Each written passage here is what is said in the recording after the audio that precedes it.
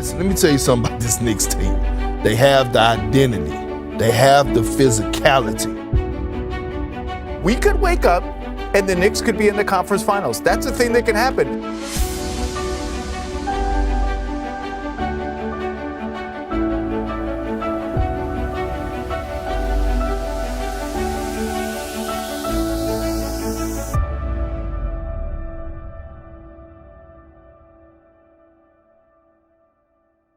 Hello, everyone, and welcome back once again. It's season number 2, episode number 7, Siete today. I'm Adam Rothschild, and alongside me, that's Matt Vargo.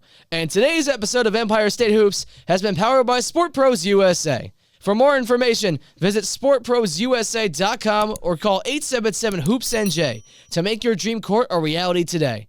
So, how's your week been? The Knicks are back from their road trip, and we'll talk about that as well. So, how's your week? The weekend we had Susquehanna baseball over the weekend as well, so that was fun as well. That was fun, really busy. Didn't really get to do any schoolwork because of that. Also had to set up the Susquehanna Theater in Deg for the performance this Friday.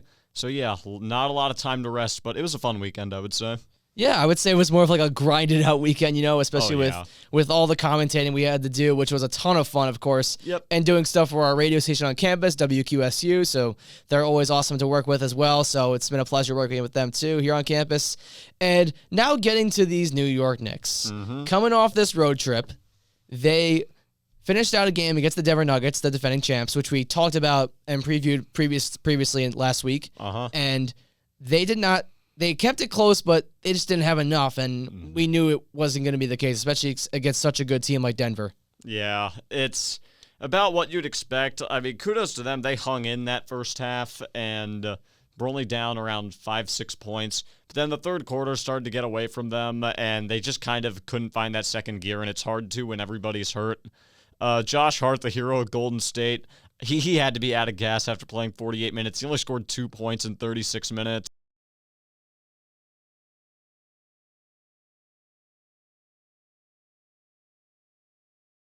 Not enough against Denver, especially when Jokic drops 30, 14, and 11. I mean, he did it all. And we all think Jokic is going to win his third MVP in 4 years. I think he's earned it. And like I said, these Nuggets, they've hit their gear right before the postseason, and it's going to be tough to beat them out in the West and whoever meets them in the finals from the East. Yeah, and we talked about this. Like, they're only going to be one of a few teams to hit the 60-win mark. Obviously, the Celtics are going to hit that mark, but we were just talking about this before we went live and talking about how they're one loss away from maybe not possibly hitting 60, but still, nonetheless, they're in the fight for that top 3 in the West right now, which is so close between them, Minnesota, and Oklahoma City, which are two teams that we did not expect to be up there.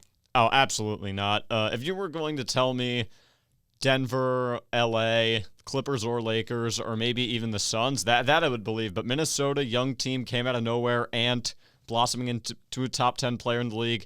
On Oklahoma City, that young nucleus finally forming. They have a nearly as young team as UNC's March Madness team, but to be fair, UNC has a lot of like 5th and 6th year players on their squad, which kind of inflates it. But overall, OKC, great work drafting, developing that team, although I don't like them in a matchup against Denver because I like Chet, but he and Jokic, I don't see that going well. But onto the Knicks, yeah, about what you'd expect. No shame in losing to the defending champs. Just got to find a way to get into the top 3 of the East. Yeah, you got to give the Knicks credit, though, for just, going out on this road trip, on their second West Coast trip of the season, and finding a way to go against, just one of the tougher teams in the Western Conference, and finding ways to win against teams on the road as well. Like, they beat Portland as well. They beat Golden State. Some very significant wins on this road trip. So, nonetheless, despite the loss to Denver, a very successful trip. Oh, yeah, definitely. You can't be upset with the results because you beat the teams you were supposed to beat on this trip. Like you said, the Blazers beat them by 12. The Kings, a good team, sleeper team in the West, but not a contender, beat them. Golden State, who's on the verge of maybe not even making the playoffs, they beat them in Golden State. And took care of the Joel Embiid-less Sixers at least the second time, and gave the Magic, like we talked about in the last episode, absolutely blew out the Magic, who they're fighting to try to get home court from in a potential 4-5 matchup. And I'll just gotta say, that is a matchup I would like to see. The Knicks versus the Magic in round one. It'd be the Magic's like first postseason appearance with like significant chance of going on like ever since Dwight left or something. It's been that long. 2019. Actually, no. The bubble year was the last year they were in the playoffs, actually. I know about that, and they lost as the Eight eight seed to Milwaukee. But I mean, like, there was no prayer of them advancing. I mean, like, the Magic having a chance to advance in the postseason for the first time since Dwight Howard left, which was like 2013, which is crazy to think about because I was like a fifth grader, I think, when Dwight Howard was still on the Magic, which is insane to think about. I can't believe how far we've come, but gotta get at least get home court in that series and maybe get up to 3 with Cleveland like really struggling right now. Yeah, that's a really important thing. Trying to catch up to Cleveland, maybe get the 3rd spot, and it's all about avoiding Boston, waiting till the conference finals for Boston, because that's what a lot of these top teams are trying to do right now. I know it's a part about catching Boston, but it's about avoiding them in the playoffs so you don't get knocked out at the time you want to get knocked out. I'm pretty sure Boston only needs to win like 2 more games to lock up the 1 seed. Like, that's how far away they are ahead of the field. 57-15. Milwaukee's second in the East, 46-20-25. I think they're going to be the top 2 seeds unless Milwaukee just really tails off, but just getting into the 3 seed, hoping that they can get healthy, maybe take on the Bucks at full strength. I mean, I'd give them a chance. It's not impossible, especially not with how shaky Milwaukee's been throughout most of the regular season. So, again, just try to avoid Boston at least until the conference finals, because I think there's a good chance Boston sweeps the first 2 rounds of the postseason. Whoever matches up with them at the 8th, they're going to dispatch them pretty quickly. And if they play the Magic or the Knicks or the Pacers or the Cavs, I just don't see it going well for either of them. Yeah, it's really going to be tough to take out Boston. I mean, Milwaukee is probably the only team there that you can say that definitely has a definite shot of possibly upsetting them. But, I mean, from what we saw from Miami last year, nobody was going to beat them. Just coming out of the in-season tournament out of nowhere, beating the Bucks in the first round, then beating the Knicks, then beating the Celtics, and then losing to Denver in the finals. So it's a run like that, and that's what this the play-in tournament has created, and it creates a lot more drama and a lot more excitement in the playoffs now. So giving extra teams a chance to get in, obviously, it's a huge benefit. If I know people were kind of against the play-in tournament back in 2020 or 2021, the first season of it. But, I mean, it creates a March Madness-like tension. Speaking of March Madness, my bracket's completely busted at this point. I need a miracle if I'm going to come back and win March Madness. But it creates that kind of environment. And on the Western side, the Western Conference side, to see how close it could be, like, think about this. If it ended today, it'd be Dallas, Phoenix, LA Lakers, and the Warriors for all of the play-in spots. And that's what the NBA would love to see, have guys like Luka or KD, LeBron, AD, Devin Booker, Steph, have all those guys go up against each other in kind of a single elimination style game. Like, it'd be huge for the NBA to get that. Yeah, no, absolutely. I think that would be awesome. And there were times where we've had the in-season tournament where it's been insane, full of superstars, and oh my God, play-in tournament. I keep saying in-season tournament. Oh my goodness, what is going on today? It's all right. Yeah, it's all right. Yeah, but anyway, it does create a lot more drama, a lot more intensity, especially when you have the star players in there. Like if it ended today, for example, like you were just saying, that would be absolutely amazing if that happened. But anyways, continuing on with the New York Knicks. They just played against a team this past Saturday that does not have a single draft pick in the 2024 NBA draft. Because they're down bad. Because they traded away 3 superstars that they thought would make the franchise amazing and they would win championships and be a dynasty. But no. The Brooklyn Nets, that did not happen. I am so sorry, but it did not. Anyways, the Knicks, what the Knicks did, Deuce McBride played all 48 minutes in this game, by the way. And it's the most he's played all season. Donte Divincenzo, 31 points, 5 assists, 6 rebounds. And the Knicks absolutely torched the Nets. And in the fourth quarter, it was pretty much a blowout. And it was pretty even the most of the way. Mikal Bridges hit a half-court shot to go into halftime. And the Nets had a lead at one point in this game. But right when the third quarter hit, the Knicks just pretty much pulled away from the game. And they did not look back. Brunson only scored 17, but the reason they won this game was because of McBride and Divincenzo. Yeah, and you were talking about this, I think, during lacrosse, that you hated how close this game was for as long as it was. So like you said, the Nets, 26-45, they stink. Like, they're just not good. And the fact that they don't have a draft pick in this year's draft to fall back on is just kind of like a masterclass in front office mismanagement.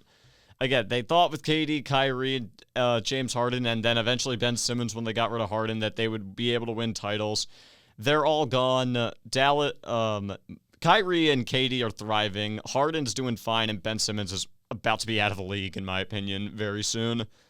But they did their job, like you said. McBride, very good, playing all 48 minutes. I mean, for the Knicks, these guys have to play 48 minutes, especially playing under Tibbs and being as undermanned as they are with no Randall, no Anunoby, which I'm kind of surprised he's not back yet. Like, wasn't he back for a hot minute and then he just kind of left because he re-aggravated the injury? Yes, he was back for a few games. He was back for, I believe, the second game against the Sixers, Portland, and then Sacramento is the game where he went out.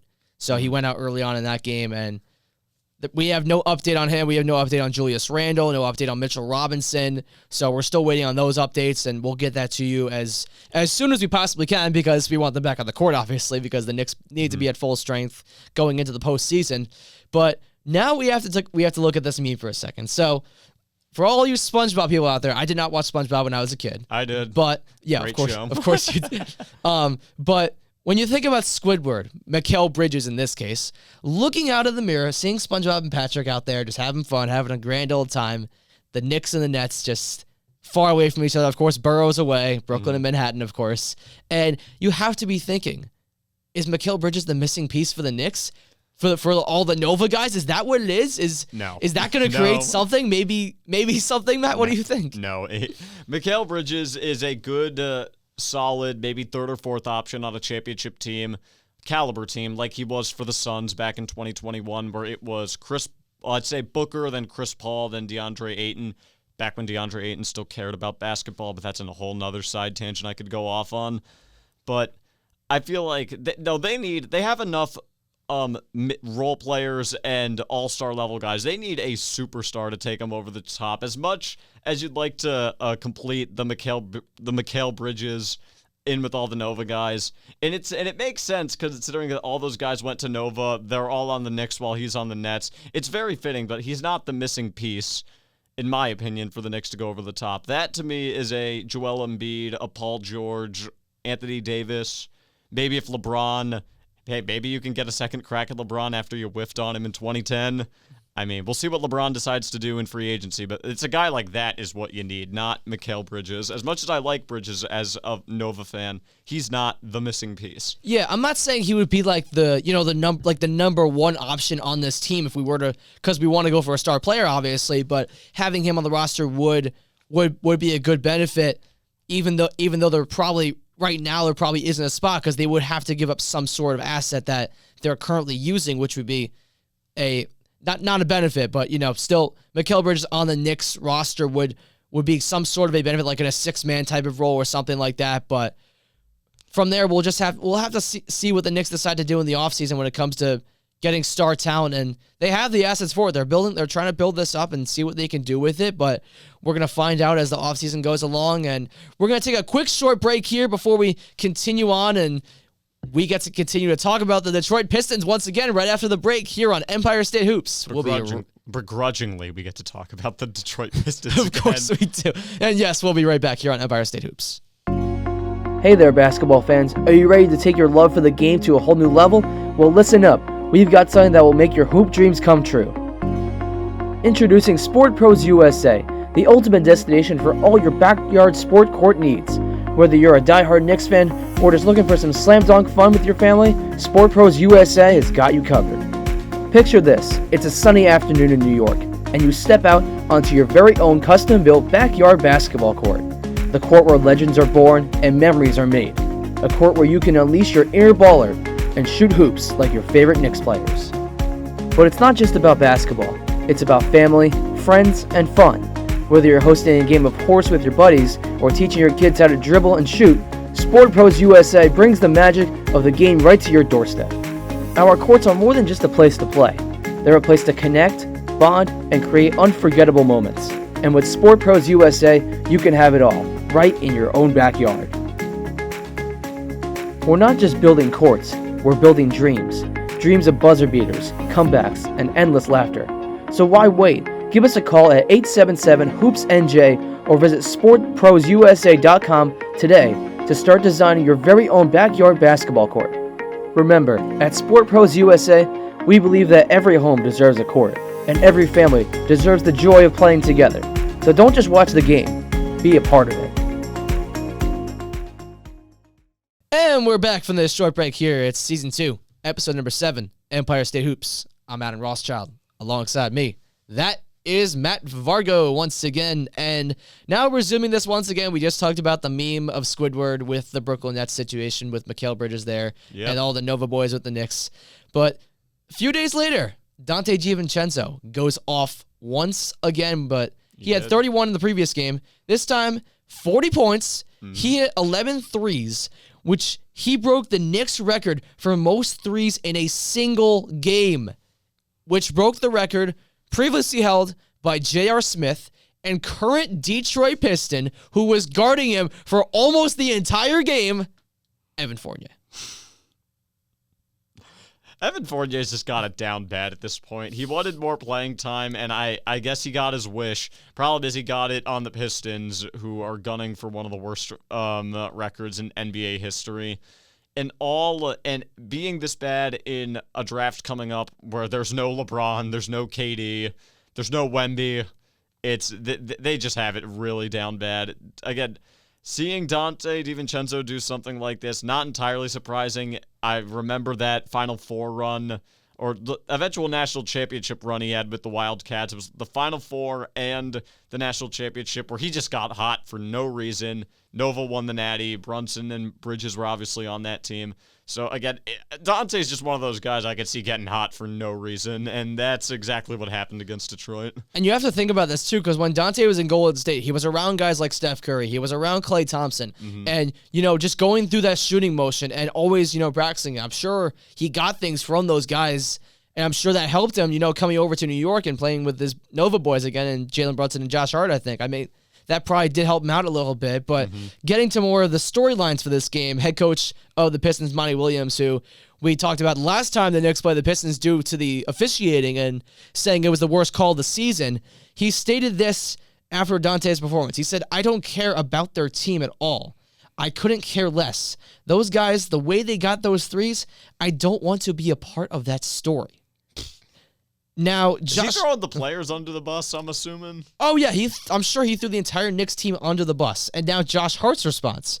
If he didn't want to be a part of the story, he should have told his guys to play better defense. You know what?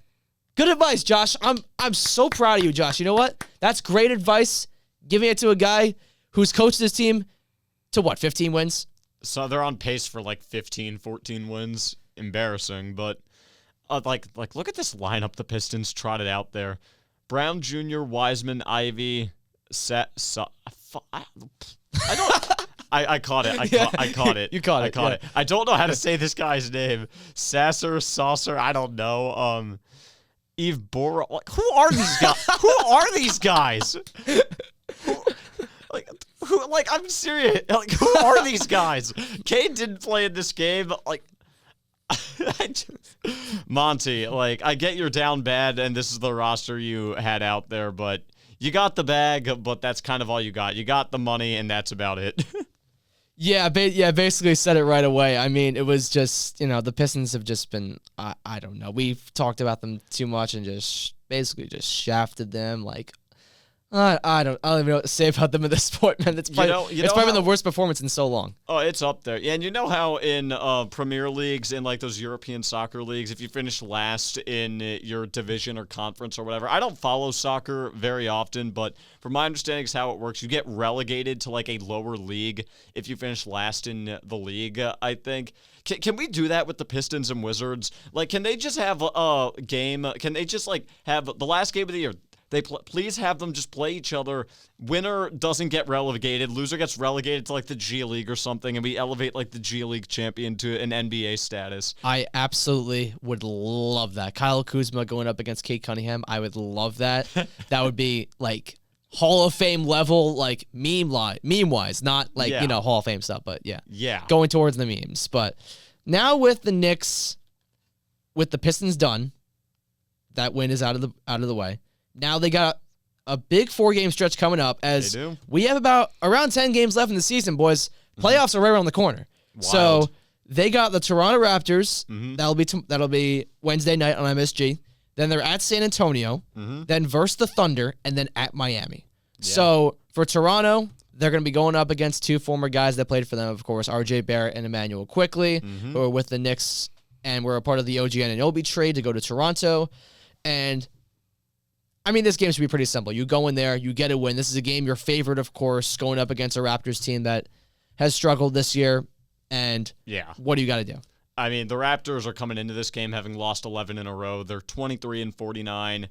Deep diving for a top draft pick, which they had to do. Like, they got their title in 2019. All the gang is gone, and it's time for a new era. Just go in there, go north of the border, beat them up, chew them up, spit them out, do whatever you got to do, and come back. Well, no, they can't, not to the Garden yet, because, again, you got to go to San Antonio, which is kind of a similar thing. Pretty sure there's a chance Wemby may not play in this game because I know he was dealing with an injury. Like, I don't know if it was an injury or not, but I know he missed the game against the Suns last night, and they won. They somehow won without him, and what was it Bradley Beal said, that's, like, it's pathetic or something that we lost to that Spurs team or something. Team on pace for maybe, 20 wins this year. Just, you got to find a way to handle your business against the Spurs. Well, were the Suns fully healthy in this game? Do they have, KD, Booker, and Beal all playing? I believe that they did. Okay. Yes, they did. My God. KD dropped 29, Book dropped 36, and Bradley Beal was really bad in this game. 9 points, 5 rebounds, 6 assists. The problem with the Suns, they just don't have a point guard, which is why, Bradley Beal, having Booker play point guard, he's not a natural point, and Beal's obviously not a point guard either. KD's not a great ball handler as a point forward guy. He's just not. He's not LeBron. And this is kind of what you get, and that's why the Suns are kind of hanging on for the play-in, and they'll be a lower seeded team, probably get OKC or Denver, and probably not win that series. Yeah, I think it's going to be a short ending to the season for the Phoenix Suns. I mean, they weren't. I mean, we were all thinking championship this year, but they're nowhere near that right now, and they got some work to do. Yeah, and you can't lose to a team like the San Antonio Spurs that have been in a rebuild since Tim Duncan basically left. So it was and Kawhi Leonard too as well. So it's pretty much been a rebuild for the Spurs since then, and I think going into this game in San Antonio, the Knicks should not have a problem. I mean, when they played. Last time they played the Spurs was at the Garden this was before the Anunoby trade, back in November, I believe. Yeah, something like that. And Wembanyama got embarrassed. He did. He got blocked everywhere in that game, and he could not get a shot off. I think he had 11 points and had a really bad shooting percentage that game, and something like that, anything. Yeah. But the thing is, Wemby's really turned it on a lot since then. He's had a couple of games where if he could string together that consistently, we're talking about best player in the league potentially in maybe 5 years.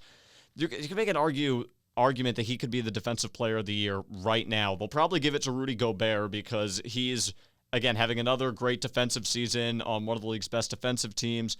But, I mean, hey, ever since that game, they've found a way to orchestrate him into the offense more. I still think that they kind of just phase him out a little bit too much, but they're starting to give him the ball more, and it's worked. It's worked for Wemby's stats, not necessarily for wins, because they're just not good enough yet. They got to get him his Jamal Murray or Klay Thompson type of co-star. Yeah, and Wemby is a generational talent. The Spurs are, taking him for granted, and he's a really important guy on this roster that they want to continue to build around and, get more pieces in the future.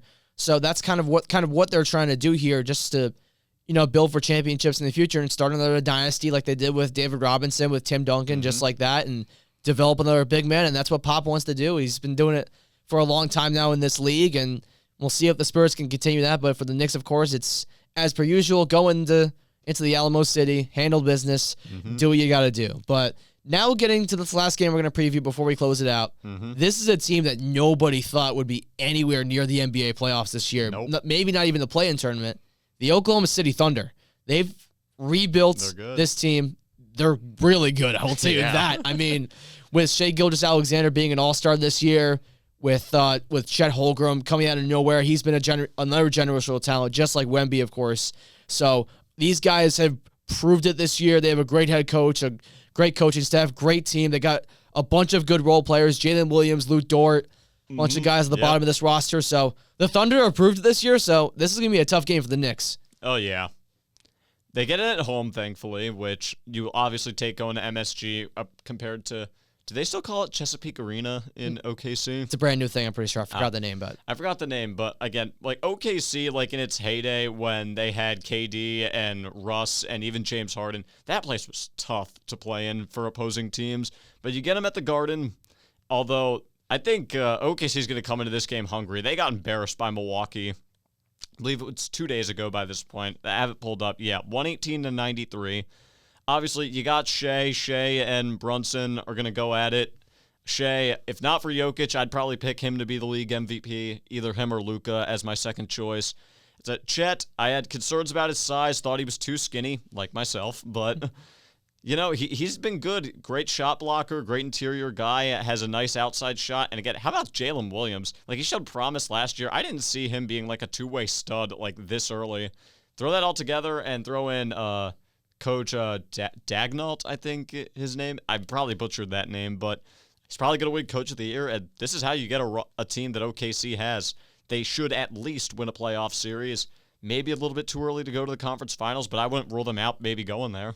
yeah, you can't really disappoint them. And I think what they've shown this year is that they don't fear a single team in this league. No. And even Boston, for talking about that, for example, but like, it's going to be tough for them in the Western Conference, obviously, because you think about those 4 teams coming out of the play-in tournament. Because what seed's the Thunder in? The 2 seed? Yeah, the 2 seed. Okay, so right now they would get one of those 4 teams out of the play-in, which are Phoenix, LA, Golden State, and what's the last one? Dallas. Dallas, got it. Okay, so it's going to be one of those 4, and one of those 4 is going to be tough. Oh, because yeah. they all have experienced star players with good role players and great coaching. So that's going to be a really important thing coming out of this in a first-round series. Mm-hmm. It's kind of like Sacramento last year when they went up against Golden State. Bad matchup for them. That's the thing. When you get an experienced team like Golden State, it's going to be tough. We know the environment in Sacramento was crazy. Mm-hmm. It's the same thing with the Thunder. They have such a great environment with their fans, and they get loud in the arena.